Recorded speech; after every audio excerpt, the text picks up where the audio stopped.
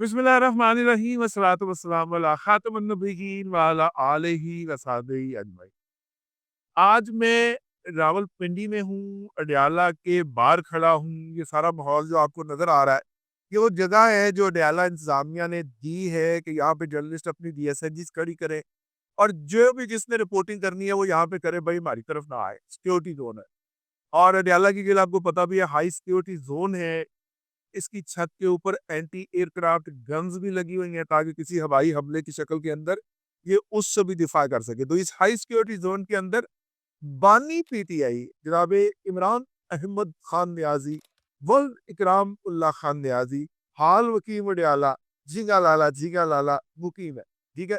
और उनका आज मुकदमे का फैसला हुआ है। उस मुकदमे के फैसले के अंदर वो बेगम समेत तले गए। ठीक है। और उस जुर्म की जो सबसे ज्यादा सजा हो सकती थी वो दी गई है। और साथ में जब वो इसमें गिर रहे थे तो साथ में घसीट के मलक रियाज को भी ले गए। मलक रियाज भी उनके साथ और जुल्फी बुखारी भी उनके साथ। और अदालत ने कहा है कि जनाब ये जहां पे आपको मिल जाए ये वाले 6 अफराद बानी पीटीआई एंड बेगम बानी पीटीआई के अलावा जो मिल जाए उसको जनाब आपने पकड़ लेना है और हमारे पास ले आना, फिर हम उनका अलग से ट्रायल करेंगे। लेकिन आज के इसमें 2 चीज़ें बड़ी अहम थी। एक जनाब बानी पीटीआई की बॉडी लैंग्वेज, मुकदमे का फैसला सुनने से पहले और मुकदमे का फैसला सुनने के बाद बिल्कुल वैसे ही, जैसे वो कहते हैं कि तेल लगाने से पहले और तेल लगाने के बाद। तेल लगाने के बाद अगर कैमरामैन से खलोता है ओहदे बाल ही गए ने, मेरे कोई नहीं गए। इसी तरह बानी का फैसला सुनने से पहले और बानी का फैसला सुनने के बाद वाले जो तासरात है वो हमने आपको बताना है। ठीक है। बहानी जब आए हैं वो कंधे डाउन थे आज। ठीक है। मैंने खान को जिंदगी में को 8-10 मौके के ऊपर बराह रास्त ऐसे देखा है जैसे मैं कैमरा देख रहा हूँ। तो आज उनके कंधे डाउन थे लेकिन उन्होंने इसको कवर किया था, अपने आप को बिल्डअप किया। हाँ भाई क्या हाल है बड़ी, कैसे आप ऐसे अंदर आने की आपको इजाजत कैसे देगी, ये वो करके उन्होंने अपने आप को बहाल किया।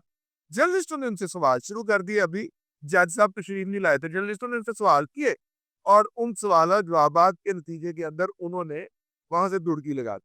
खाक साहब ने उनसे पूछा कि भाईजान आपने अभी हमें अमर बिल मारूफ पे लेक्चर अनायत फरमाया है और आप देते भी रहते हैं। ठीक है। ये कुरान के अंदर आप अमर बिल मारूफ की बात तो करते हैं लेकिन उसके साथ नही अनिल मुनकर भी लिखा होता है। ठीक है।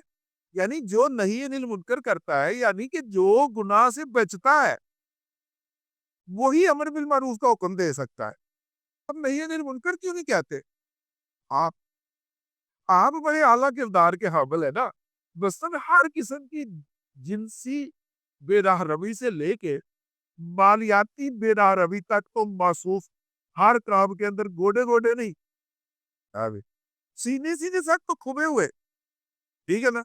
इस सवाल के जवाब के अंदर मैं दूसरा मैंने कहा ये आधा कलमा पढ़ने की आपकी क्या लॉजिक है, क्या तोजी है कि आप ला इलाहा इल्लल्लाह कहते हैं, मोहम्मद रसूलुल्लाह कहते हैं मौत पहनती हूँ है, मिर्गी पहनती है, क्यों नहीं कहते सल्लल्लाहु अलैहि वसल्लम, क्यों नहीं पहनती?